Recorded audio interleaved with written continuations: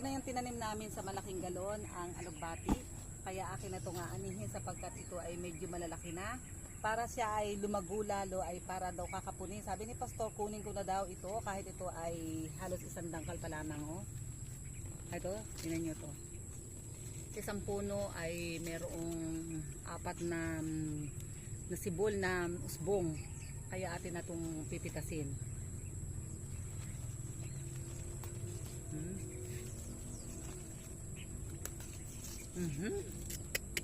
Talaga namang sariwan-sariwa. Kayo ay makipitas na dito. Kasi Pastor, ako ay natutuwa at ako ay mamimitas na lamang. Siya ang talaga nagtanim nito. Sasairin ko na daw ang alugbati na green na magbibigay sa atin ng magandang dugo. Para tayo ay may panlaban. Ito pa.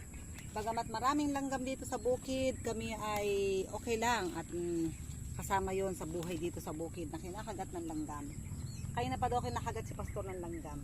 Ayan, pitasin na daw lahat. Pipitasin na para sa isang linggo siya ay mag-uusbong na muli. Magbibinta na. Ito siya dito. Ayan. Atin itong, isa natin ito ilalagay. Parang may munggo ako kanina na nilaga. Okay lang to kahit naman saan, pero bakit nga ba iba ang lasa niya pag nilagay sa munggo? Yung sa ibang alugbati ay kulay pula, sa amin ay laging green, pero may tanim na rin kaming pula. Hingi namin yung, kaya may tanim na rin kaming pula, pero itong green muna ang ating lulutuin. Dadalawa naman yan. Dadalawa pa lang.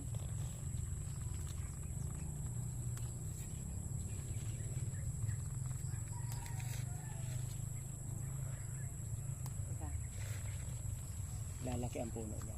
Isang kumpol na bulaklak ng alugbati. Aking ireregalo sa aking asawa kapag luto na, pero iabot ko na sa kanya. O, Pastor, itong yung pwede na, pinaghirapan. Sa ating dalawa yan, tayo sa magsasalo. Kaya marami pong salamat sa patuloy na pagsubaybay sa mga kanatural ni Pastor dito.